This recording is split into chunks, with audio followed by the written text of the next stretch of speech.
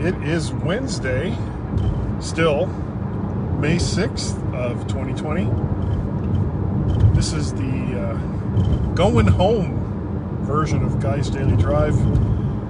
As I've been recording these, going to work or going home from work on Wednesdays and Fridays. And it's going to be another story day. All stories today, right here on Guy's Daily Drive.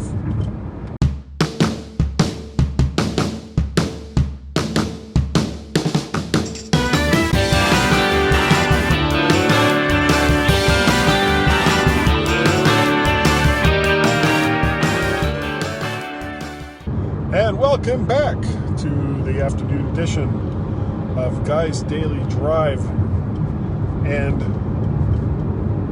as I said, it's going to be a story. Now, all the things that happened in this story were not fun.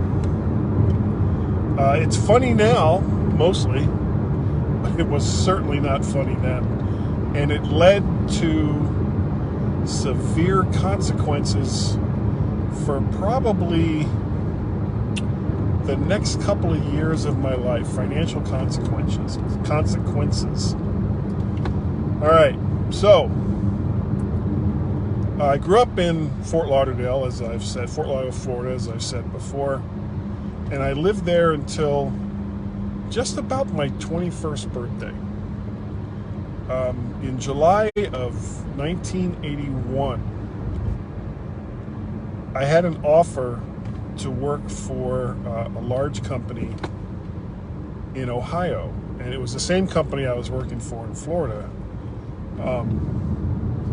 And it was for more money, but at the time, it wasn't really about the money as far as why I left. There were things in Florida that I really enjoyed. The beach and some of my friends and my parents and other members of my family. But there was also a lot I didn't like. The job market, if you weren't in the service industries, the tourist type industries, was not that great. The pay wasn't that good. And I mean, heck, I was 20 years old. I was still living at home. And this was an opportunity to make a little more money and, get out on my own kind of thing. So I took it and ended up working. I moved from Fort Lauderdale, Florida to Akron, Ohio. And the job I had there involved quite a bit of travel. I mean, I was driving all over this. I was driving like 35,000 miles a year just in the state of Ohio. My territory, we had a guy in Cleveland that took care of just Cleveland. We had a guy in Middletown, Ohio that took care of like the southwestern part of the state, the Dayton, Cincinnati area. I had everywhere else. I was going, I lived in Akron, but I also had Toledo all the way up by Michigan. I had Youngstown all the way over by Pennsylvania. I had Columbus in the middle of the state. I had Steubenville and St. Clairsville that was all the way down by West Virginia, and all the little itty-bitty towns, there and in between. And when I first moved to Ohio, I didn't really know anybody.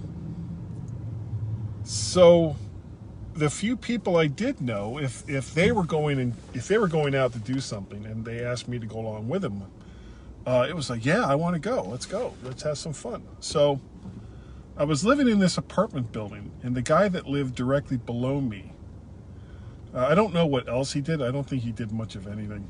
But he was like the sound guy for this kind of crappy little bar band that was in Ohio. And he was always trying to get me to go to whatever place it was that they were performing at. And Halloween night of 1981, I decided, sure, why not? I didn't have any other plans. The car I was driving at the time, and I've talked about this car, it was a 1974 Plymouth Duster that it was my first car. I'd gotten that down in Fort Lauderdale, and I'd driven it all the way up to Ohio. And it was serving me well. It was a 6-cylinder. It was only a 6-cylinder engine, so it was reasonably good on gas. And I had finally grown to like the car. I didn't like it when I first got it. I think I've told that story already. But I'd grown to like the car. It suited me for what I was doing at the time. So Halloween night of 1981, I drive way out west of Akron to go to this little hole-in-the-wall bar. And my costume essentially was a cowboy hat and a skull mask. That was, not the biggest amount of originality, but that's all I had. So I've got my skull mask and I've got my cowboy hat, and I go to this bar, and the band was, okay, typical bar band, not that great. But I get to this bar, and I made a couple of major blunders. My first mistake, and I haven't made this mistake since, I ordered 2 gin and tonics. And gin makes me do stupid things. And I'm not using that as an excuse, but when I drink gin, I do stupid things. I have since this evening occurred in 1981, I have not drunk gin since. So I drank 2 gin and tonics with lime. And after those were down, in relatively quick progression, however you want to phrase that, I drank 6 Boilermakers. And if you don't know what a Boilermaker is, some people also call them depth charges. It's a shot of whiskey. In this case, it was, I think, Canadian Club, chased down by a beer, in this case, a Heineken, because I was so fancy. So over the course of a relatively short amount of time, I drank 6 shots of whiskey and drank a 6-pack of beer. And I was out on the dance floor. I was having a really great time. And all of a sudden, all that alcohol in my system was like, I don't think I want to stay here anymore. And I realized that I was about to become violently ill. So I start walking as best I could, which wasn't that great, toward the back door of this bar, which is where my neighbor had his little not sound booth, but his mixer and stuff like that was all set up. And he sees me coming, and he's like, "Oh man, look what I got for you!" And he holds out a beer, and that just kind of pushed me over the edge. And he must have seen the look on my face, because he quickly sidestepped, opened the back door, and said, "There you go, man." Made it outside before I was violently ill for the next 45 minutes back behind this little crappy bar west of Akron. And once the waves of nausea were done, I was just kind of sitting against the back wall because I couldn't move. I was just so sick. And somebody came up and asked me for the keys to my car. And I just handed them over. I had no willpower. I certainly wasn't up for asking questions. "Well, why do you want my car keys? What are you going to do?" Blah, blah, blah, blah, blah. I was like, no. It was like, "Here, take the keys." And they went and they got my car, and they drove it around to where I was. And I kind of crawled into the back seat. "What are you doing?" Crawled into the back seat and passed out. When I awoke, the car was moving. I wasn't driving it. I was still in the back seat. And as it turns out, the sound guy's girlfriend. I don't think they were married. The sound guy's girlfriend was driving the car, and next to her was the bass player for the band. Apparently, this guy and his girlfriend had gotten into a fight out in the bar, and he left her out there. Didn't, just left without her. Left her behind. Class act. Thumbs up. So, the only available car was the one that I was in. So they got into the car, started it up, and they were driving back to Akron. Well, as near as I can figure it, she'd had a bunch of drinks too,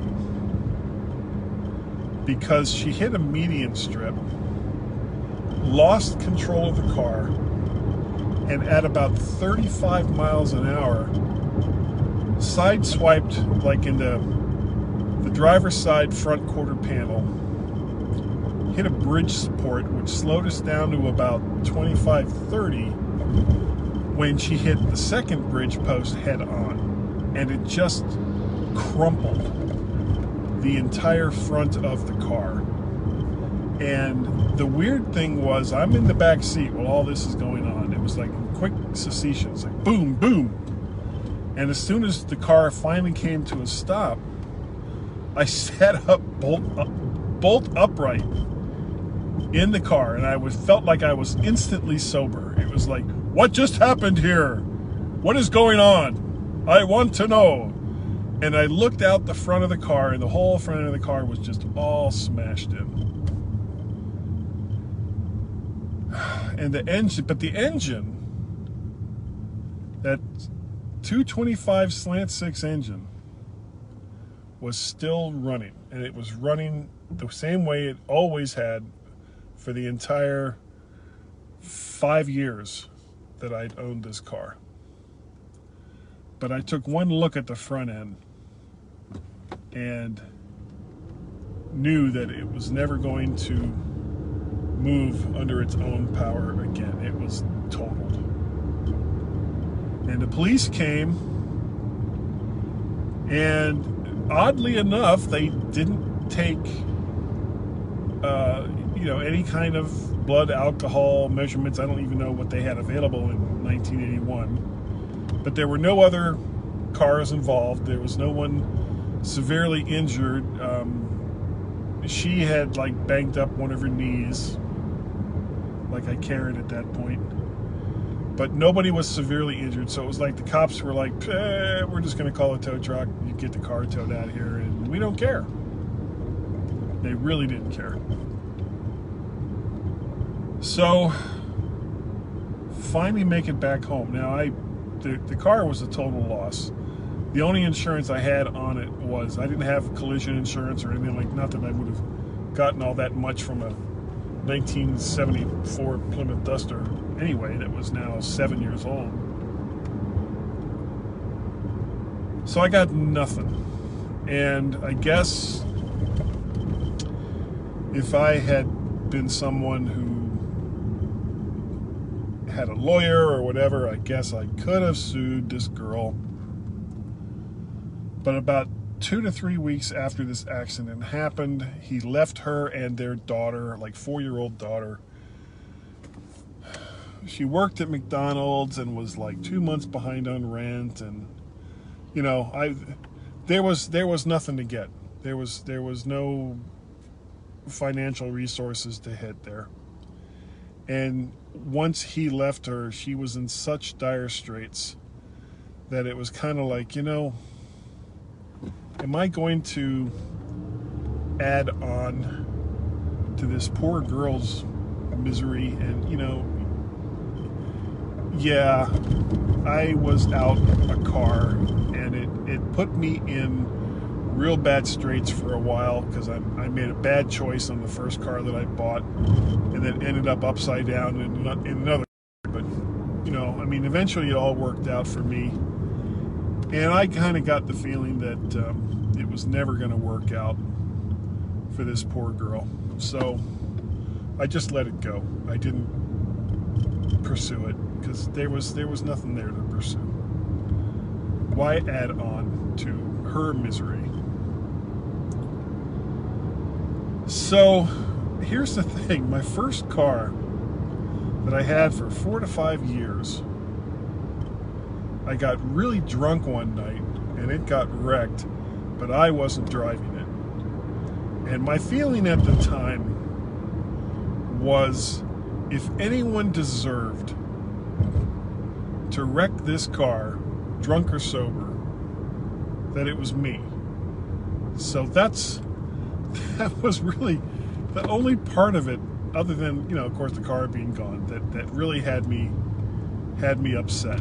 That this poor car that had seen me through so much met this glorious end, and it didn't really deserve it. So that's the story for today. Wasn't that a fun story?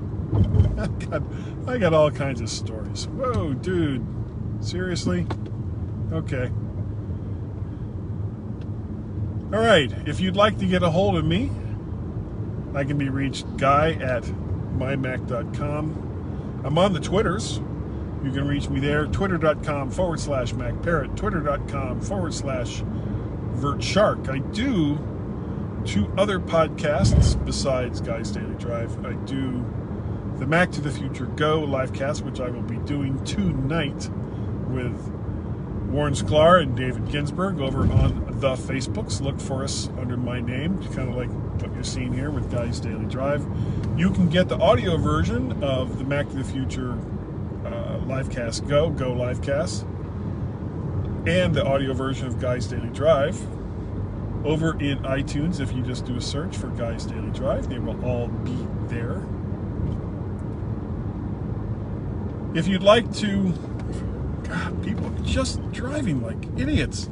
If you'd like to support some of the things that I do, we're idiot drivers. I have a Patreon, patreon.com/MacParrot. I have a coffee page, ko-fi.com/MacParrot. And I have a PayPal page, paypal.me/MacParrot. And I'd like to thank each and every one of you who are watching me live or will consume this at a later time. I really appreciate it. And I will see you on probably Friday the 8th, right here for Guy's Daily Drive. Bye.